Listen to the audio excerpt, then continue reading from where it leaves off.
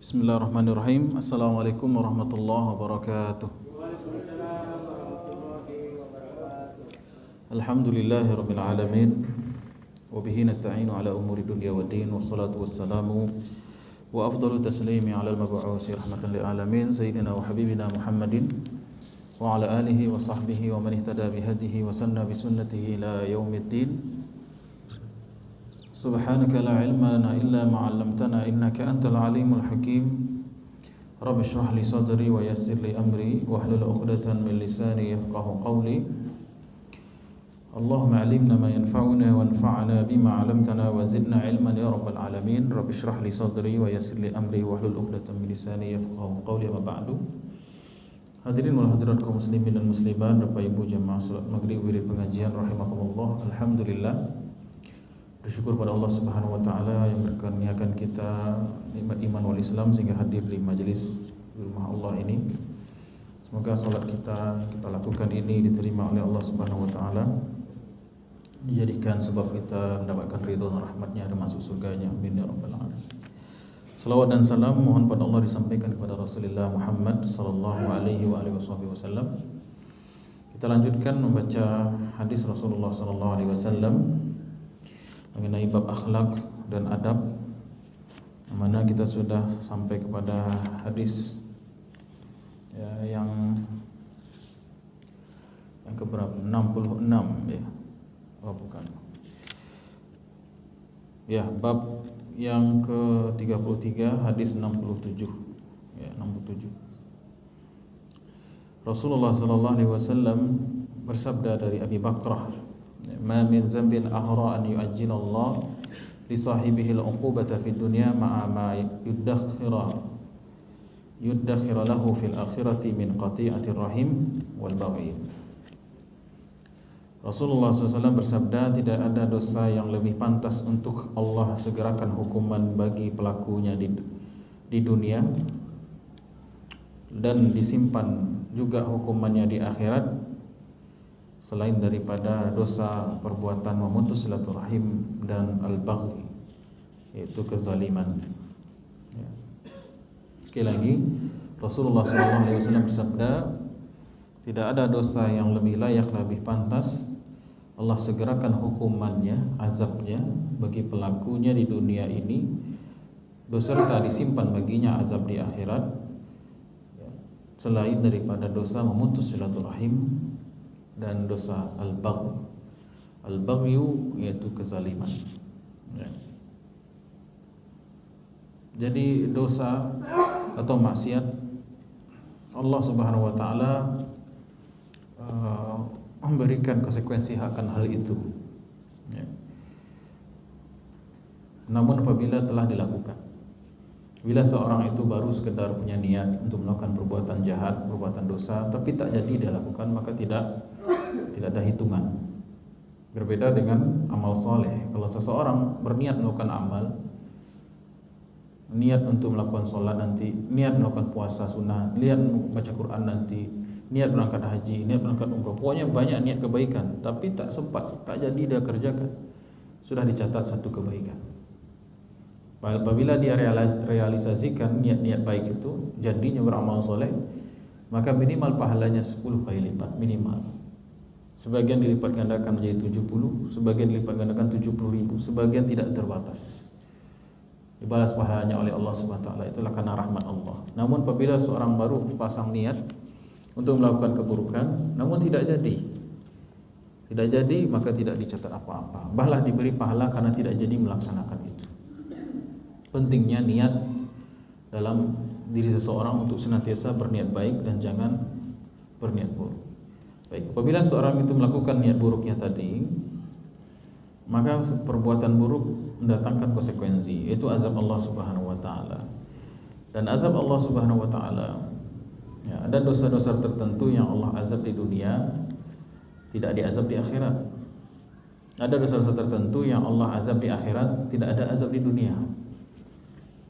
Ya, kalau dosa yang diazab di dunia itu menjadi kafarat, sehingga ketika orang itu meninggal di akhirat dia sudah bersih, tidak ada lagi hukuman, tidak ada apa istilahnya simpanan hukuman lagi.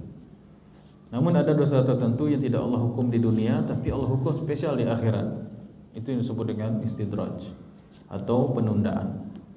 Ya. Namun ada dosa yang hukumannya double, di dunia di akhirat juga.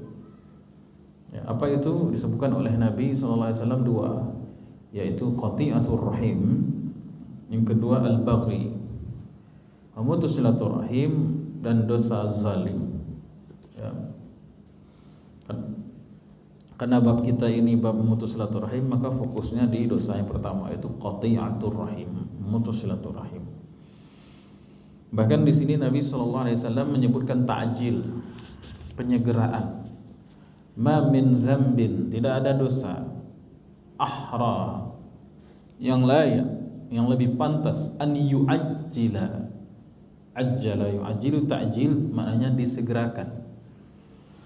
Jadi capek kes itunya,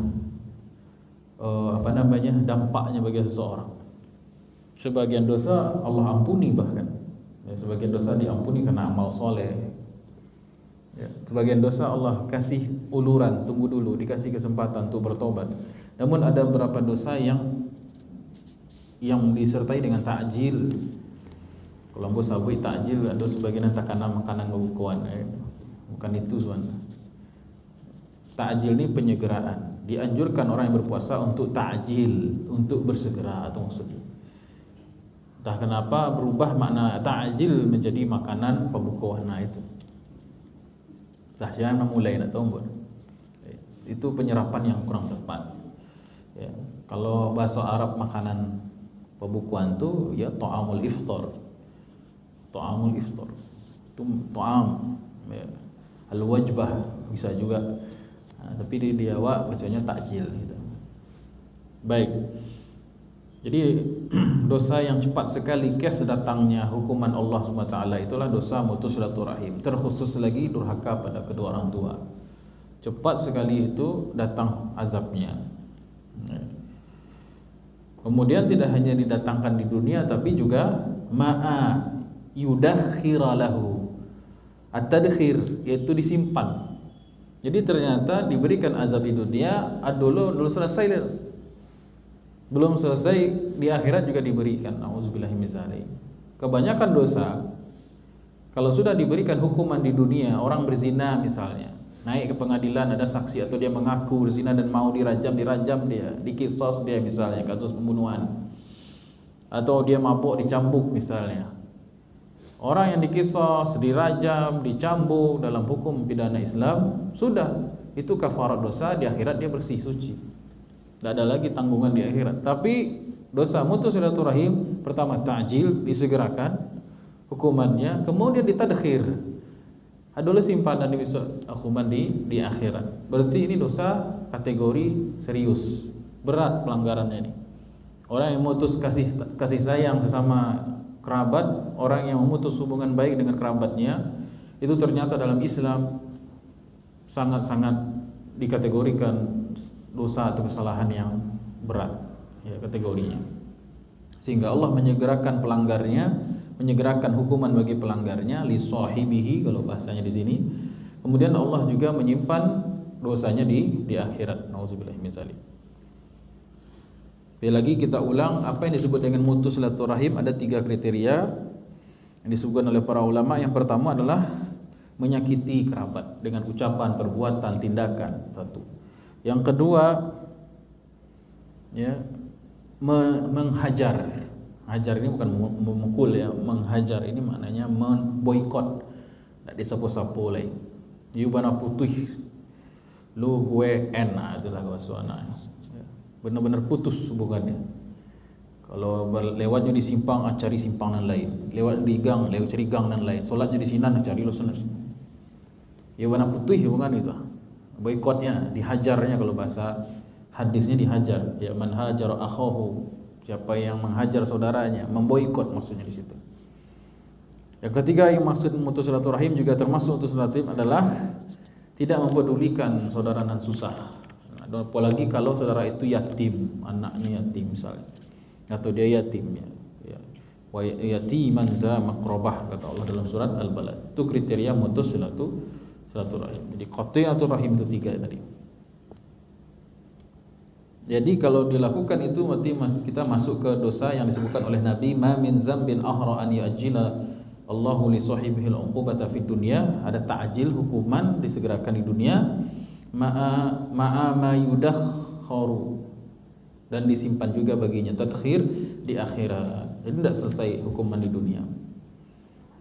Dosa yang kedua adalah al-baghyu. Dosa al-baghyu ini disebutkan dalam Al-Qur'an. Ya. Innallaha ya'murukum bil adli wal ihsan wa ita'izil qurba wa yanha 'anil fahsya'i wal munkari wal baghi. Nah, itu kan acuk dibaca dek khatib Jumat ya Pak ya. Sebelum Sebelum pelaksanaan salat, selesai khutbah 1, khutbah 2, apa kata khatib?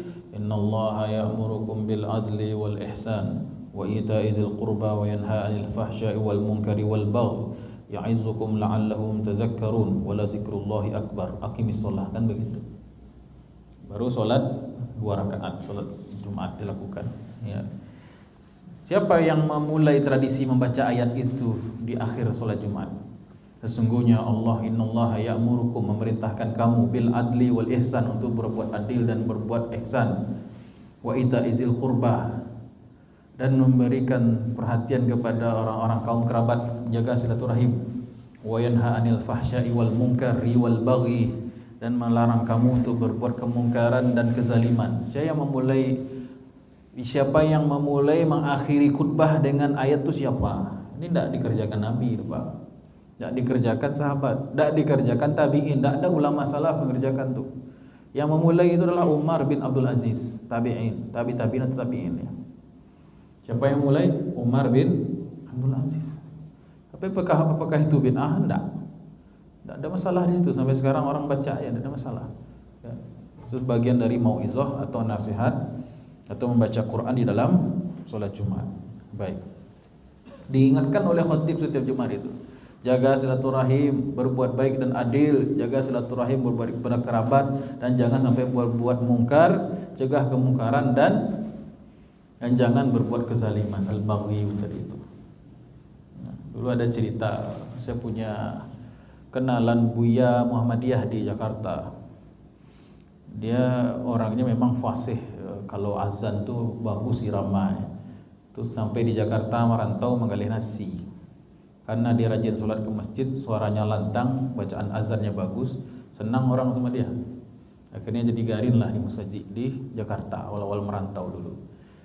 Kemudian dia tiba-tiba khatib tak datang, akhirnya garin pula maju. Ya, garin beliau ini maju gitu kan. Karena sering mendengar ayat itu dibaca oleh khatib, innallaha ya'murukum bil adli wa ihsan wa ita'izil qurba wa yanha 'anil fahsya'i wal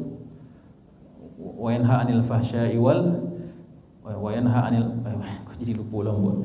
Innallaha ya'murukum bil adli wa ihsan wa ita'izil qurba wa yanha 'anil fahsya'i wal munkari wal baghi. Yang cik kambo Zan, ambo dulu cik apal sih, ambo tak tahu sih, ambo bacanya wal baghi baca. Wa yanha 'anil fahsya'i wal munkari wal baghi. Belakangan baru tahu ambo ternyata bacanya bukan wal baghi tapi wal baghi, ya gitu. Jadi sebenarnya kan al-baghyu. Tapi ya itu kan tak teranga gitu kan.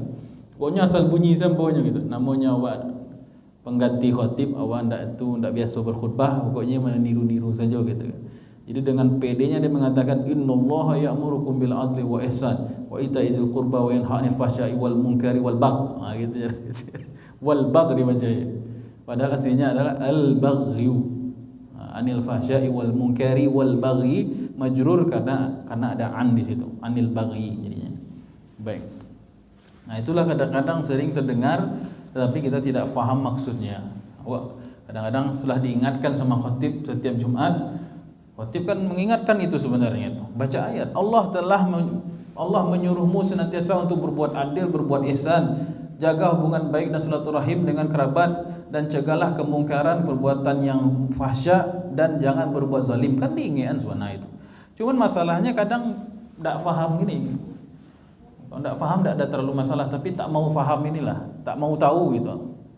Akhirnya pesan khatib tidak tidak sampai, ya, tidak sampai kepada mustami atau jamaah. Baik. Jadi dosa yang cepat hukumannya dan disimpan pula jatahnya di akhirat untuk diazab adalah dosa mutus silaturahim dan dosa al-baghy. Ya, al-baghyu maknanya adalah az-zulm, kezaliman. Zalim sering kita ulang maknanya ialah lawan dari adil.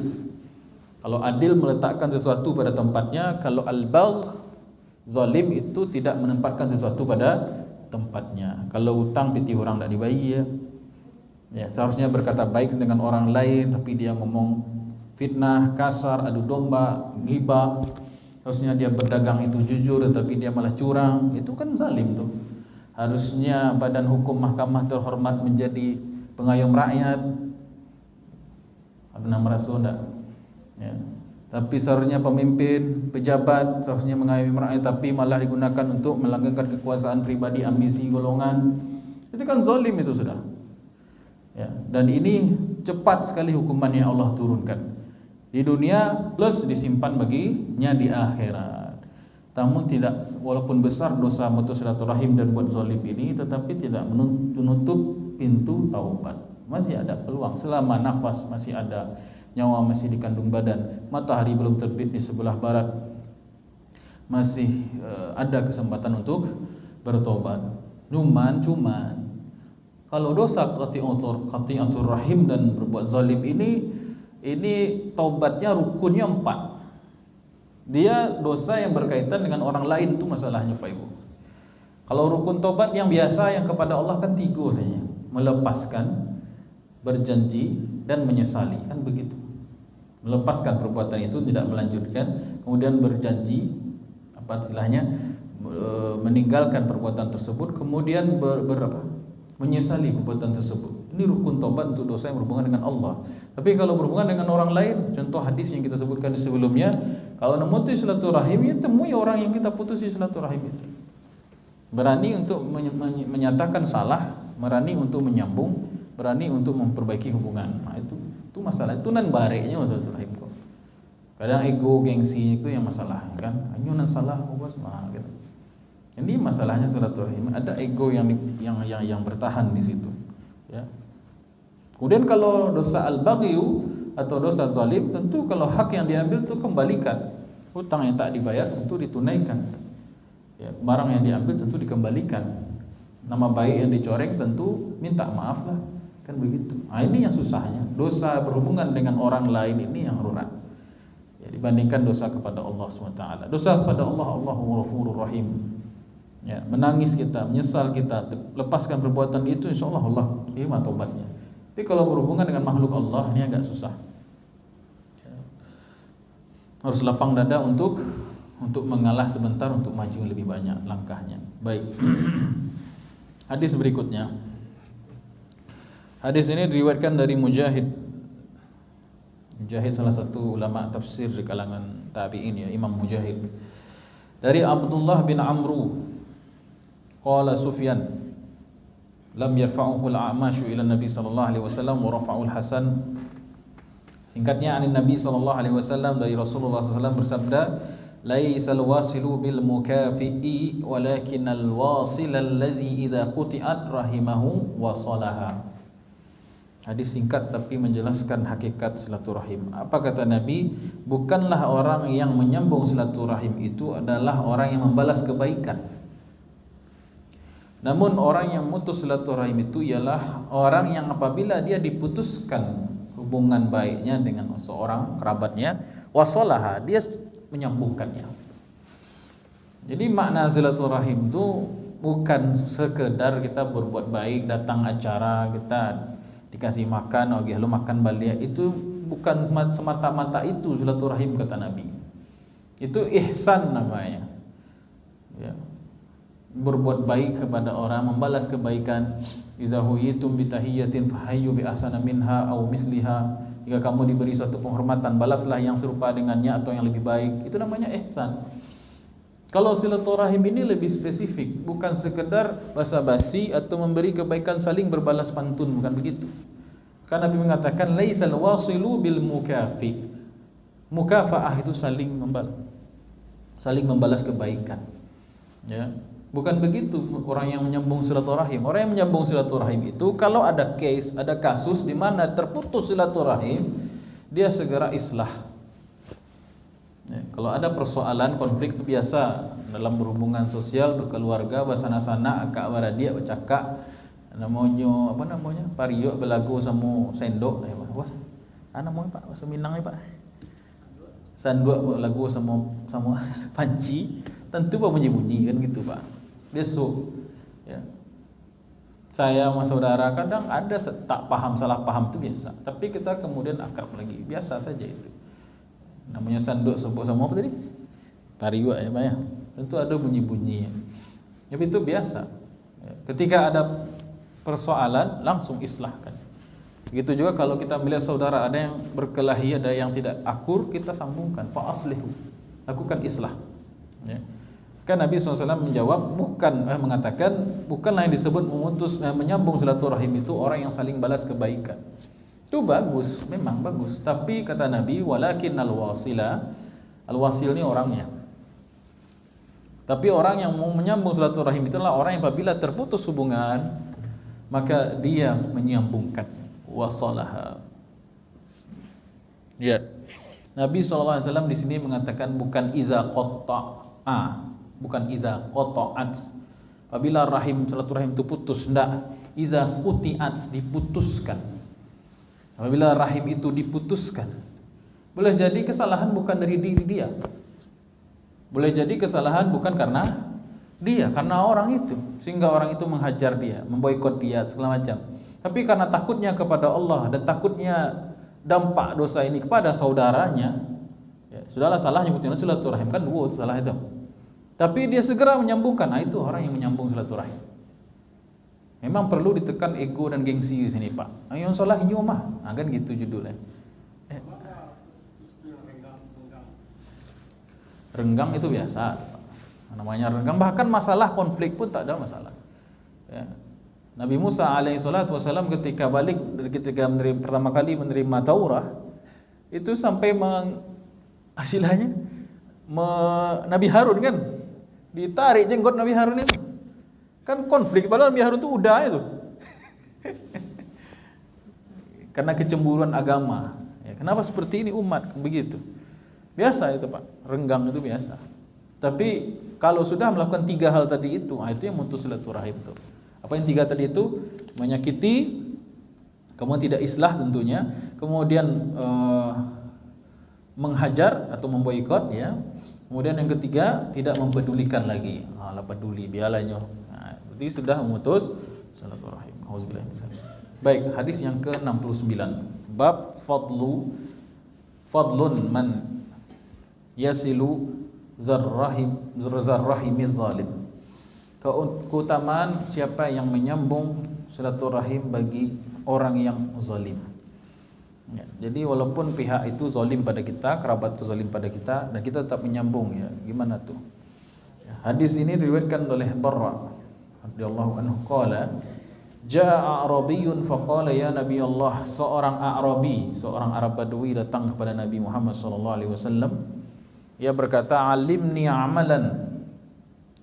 Ya Rasulullah, ajarkan aku sebuah amalan yudkhiluni al-jannah, yang memasukkanku ke surga. Ya Rasulullah, ajarkan aku sebuah amalan yang bisa memasukkan aku ke surga. Qala la in kunta aqsartal khutbata laqad a'radtal mas'alah. Pertanyaanmu ini simple bentuknya, tapi kalau diurai panjang ceritanya nih. Itu kata Nabi. Pertanyaanmu ini sepertinya singkat, tapi sebenarnya luas pembahasannya gitu ya. Tapi cukup esensial. Tentu kita juga ingin ya bertanya sedemikian. Ya, apa sih amalan yang masukkan ke surga? Baik, dan hadis yang semacam ini banyak sekali Pak Ibu.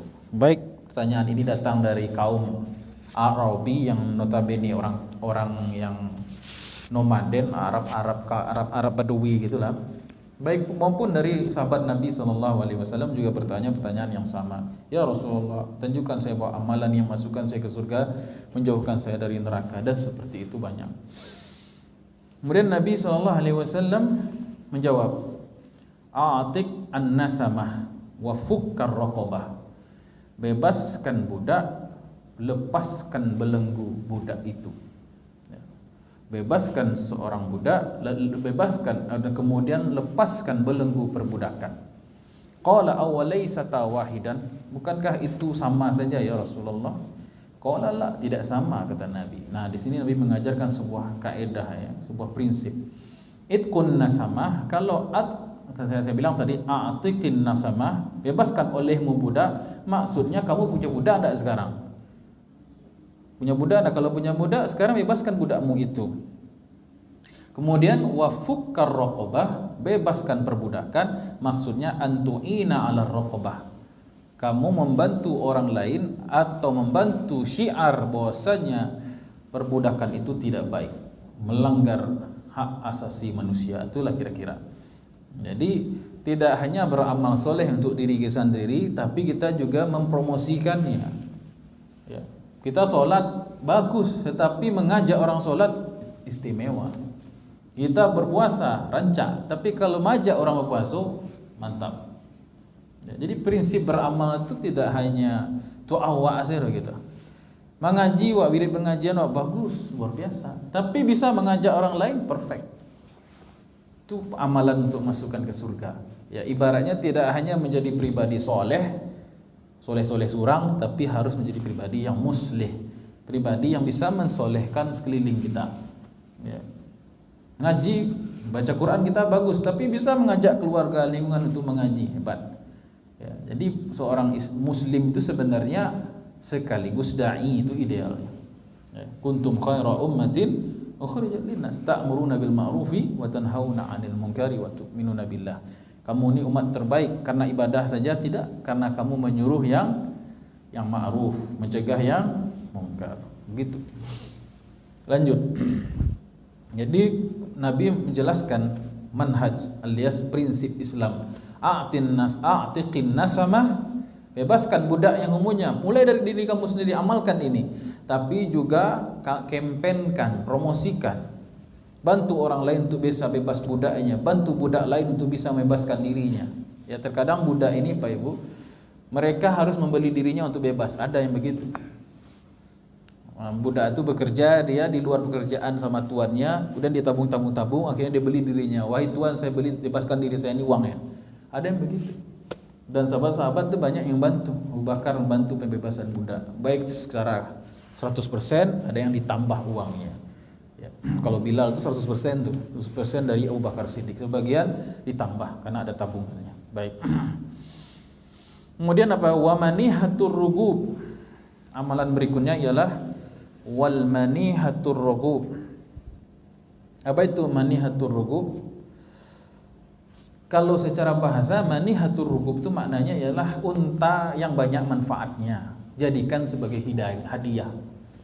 Unta betina yang sedang hamil atau dia baru melahirkan sehingga air susunya banyak, itu kan manfaatnya banyak tuh Pak.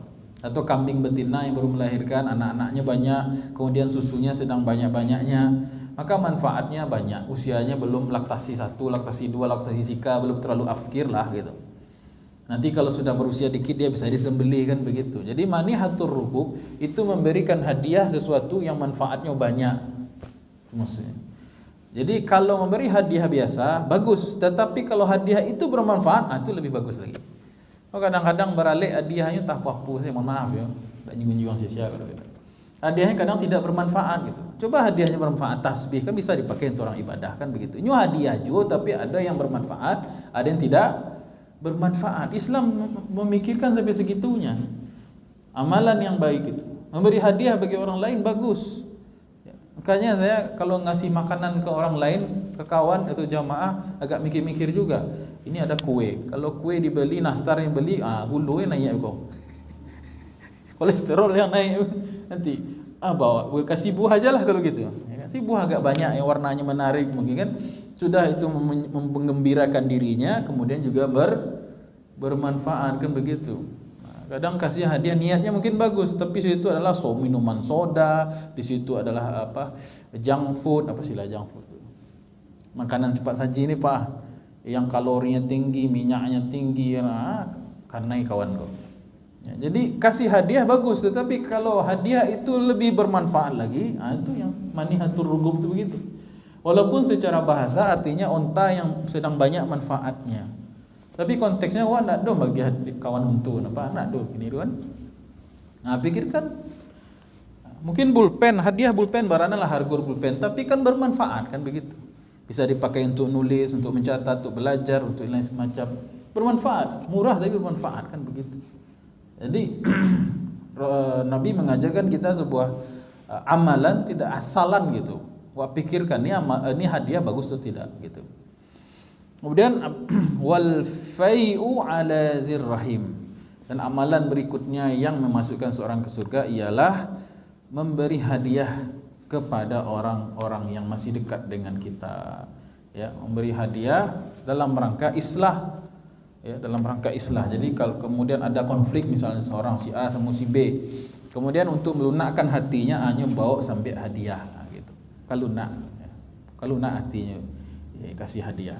Nah itu diantara kemudian kata Nabi fa illam tutiq zalika, ya 3 amalan ini kalau kamu tidak mampu mengamalkannya, belum mampu mengamalkannya, fa'mur bil ma'rufi wanha 'anil munkari, maka ajaklah orang-orang kepada kebaikan dan cegahlah kemungkaran. Itu kan biaya ndak ada itu. Kalau yang tadi kan perlulah ada dananya, usahanya gitu kan. Ya, seperti membebaskan budak itu ndak seketik pitih depan. Banyak uangnya itu, budak itu kan mahal. Ya, hanya orang-orang kaya yang punya budak. Ya, membebaskan budak itu mahal. Ngasih hadiah yang bermanfaat mungkin juga ada ongkosnya. Itu kan ngasih hadiah buat orang yang masih kerabat tapi kita ada konflik di situ juga mungkin ada modalnya. Tapi kata Nabi kalau hal ini tidak bisa kamu kerjakan, yang peraya do, yang gratis do. Apa itu? Mengajak pada kebaikan dan mencegah kepada mencegah dari perbuatan yang mungkar. Kalau tidak mampu juga fa illam tutiq, maknanya fa illam tastati', kalau kamu tidak mampu juga, tidak mampu mulut ini bersuara, terbelenggu, terbungkam oleh situasi, ya tidak memberat rasanya mengajak yang ma'ruf atau mencegah kemungkaran, tidak mampu juga, apa kata Nabi? Fakuffa lisanaka illa min khair, jaga mulutmu, jangan ngomong yang macam-macam kecuali yang baik-baik. Inilah amal yang paling rendah, kata Nabi, siapa yang bisa menjaga mulut dan diantara selangkangannya aku jamin baginya surga. Jadi Nabi sebagai pendidik, sebagai seorang murabbi, sebagai seorang guru itu menawarkan amal-amal sesuai dengan tingkatan-tingkatannya. Jadi orang tidak berputus asa dari rahmat Allah. Ditunjukkan amal kelas A, wih payah, mahal, banyak modal. Ada kelas B. Ditunjukkan amal kelas B, masih juga berat sama dia. Minimal jaga mulut tu, jangan berkata kecuali yang baik-baik. Man kana yu'minu billahi wal yawmil akhir falyakul khairan aw liyasmut. Siapa yang yakin kepada Allah dan hari akhir, maka ucapkanlah perkataan yang baik atau diam, silent. Baik, hadis yang berikutnya yang ke-70. Bismillahirrahmanirrahim. Dari Hakim bin Hizam radhiyallahu anhu. Hakim bin Hizam ini kenal Bapak Ibu, siapa? Sahabat Hakim bin Hizam ini terkenal dengan hadis dunia itu hijau. Hakim bin Hizam ini tadinya, mohon maaf, punya kebiasaan suku minta ke Nabi pitih. Ya Rasulullah, gila pitih. Gitu. Ini Hakim nih, Hakim bin Hizam. Nabi orangnya royal, Nabi itu tidak pernah ngomong tidak. Bahkan Nabi kalau tidak ada, insya Allah. Begitu ada, Nabi lo mantan ke orang itu eloknya Nabi itu. Ya. Nabi SAW itu tidak pernah ngomong no, la, menolak permintaan sahabat itu tidak ada. Kalau ada di tangan gini gua ada dia. Barado, gitu kan? Kalau tidak ada, Nabi ngomong insya Allah. Ternyata ada rezeki, Nabi dapat uang. Bukan orang tu minta lagi ke Nabi, tidak, Nabi yang ngejar dia. Ini tadi saya insya Allah yang tadi itu. Kalau awak insya Allah kan tak dia. Bismillah. Itulah pemurahnya Rasulullah SAW. Nah, ada sahabat yang punya karakter, ya maklumlah sahabat itu kan. Kalau bahasa sekarang mu'allafnya di usia tinggi gitu Pak. Ya, mereka bukan dari kecil Islam. Sahabat-sahabat itu, apalagi sahabat Muhajirin, ya, Ansor itu banyak yang masuk Islam itu di usia-usia sudah 40 tahun, 50 tahun, 60 tahun baru pada ngaji kan begitu. Jadi kebiasaan jahiliyahnya mungkin masih ada sedikit-sedikit terbawa gitu. Di antaranya ini Hakim bin Hizam ini baru masuk Islam, mungkin belum kenal ajaran Islam banyak, belum banyak ngajinya gitu. Dimanfaatkanlah mungkin kemurahan Nabi itu. Ya Rasulullah agihlah piti. Gitu kan. Nah, dikasih Nabi. Sekian kali dikasih, ada 3 kali 4 kali. Kemudian Nabi mengajarkan, wahai Hakim bin Hizam, memang duit ini hijau menyenangkan, kata begitu. Dunia ini hijau, gitu kan. Maka Nabi mengajarkan berusaha mencari harta sendiri itu jauh lebih baik daripada meminta-minta, gitu kan. Nabi mulai masuk dakwahnya, gitu kan. Itu cara Nabi, Pak. Nah, kalau kan enggak diminta pitih dari orang gitu kan, langsung nasihati minta juga gitu kan, cari surang kan begitu. Kalau Nabi di ikram dulu istilahnya, dikasih, nanti dia baru dikasih pemahaman kan begitu. Itu Hakim bin Hizam. Saya sampai sekarang ingat betul itu sahabat Hakim bin Hizam radhiyallahu an. Maka sejak itu kata Hakim bin Hizam, saya tidak pernah lagi meminta kepada siapapun. Sejak Nabi memberikan saya nasihat itu, saya tidak pernah lagi meminta, pantang kali dia meminta kepada orang lain walaupun sepeser, tidak pernah. Nah, itulah bekas kesan dari dakwah nasihat Nabi itu luar biasa. Baik. Nah, di sini yang meriwayatkan siapa? Beliau. Ya. Anna Hakima bin Hizam akhbarahu annahu qala lin Nabi. Bahwasanya Hakim bin Hizam mengatakan dia pernah ngobrol kepada Rasulullah sallallahu alaihi wasallam, curhat gitulah. Ya Rasulullah, ara'aita umuran kuntu atahannasu biha fil jahiliyati min silatin wa itaqatin wa sadaqah. Fahal li fiha ajrun? Ya Rasulullah, saya dulu sebelum masuk Islam, waktu masih Arab jahiliyah, saya punya beberapa amalan. Saya punya amal-amal soleh, tapi belum masuk Islam, masih jahiliyah, ya masih kafir ibaratnya. Tapi saya punya amalan-amalan baik. Nah, ini menjadi dalil bahwasanya orang kafir itu tidak semua perbuatan orang kafir belum masuk Islam itu jelek semua, belum tentu. Ya. Apa saja perbuatan, jadi jangan meremehkan, Pak. Nampak orang kafir masuk neraka, belum tentu, mudah-mudahan dia nanti masuk Islam. Bahkan lebih kuat Islam pada kita mungkin. Betapa banyak orang mualaf masuk Islam, ternyata Islamnya lebih kuat daripada kebanyakan kaum muslimin. Tanggung sedikit lagi. 5 menit Pak ya. Apa itu amalan saya? Disebutkan di sini min silatin. Saya hobinya menyambung silaturahim waktu masih jahiliyah. Kemudian itaqah, saya sering membebaskan budak. Kemudian sedekah, saya sering bersedekah. Apakah yang demikian itu saya dapat pahala juga waktu saya masih kafir? Gitu kan? Maka Nabi SAW bersabda, aslam ta'ala ma salafa min khair. Keislamanmu itu membawa pahala seluruh amal-amal sebelum Islam. Nah, itu hebatnya syahadat kok Pak. Orang yang masuk Islam itu dosanya hapus semua kayak kertas putih. Tapi amal-amal dia waktu dia kafir masuk ke rekening pahalanya. Nah, itu bukan diramehin orang kafir. Orang kafir ketika dia syahadat, dia menjadi wali, dia bersih dari dosa, bersih. Tapi pahalanya yang dulu-dulu masuk ke transfer ke, berarti kan banyak pahalanya itu. Sudahlah bersih tabungan amalnya, dosanya, kemudian dia banyak amal. Itu amal awak alun tentu lah, dosa awak aja lah banyak kan gitu.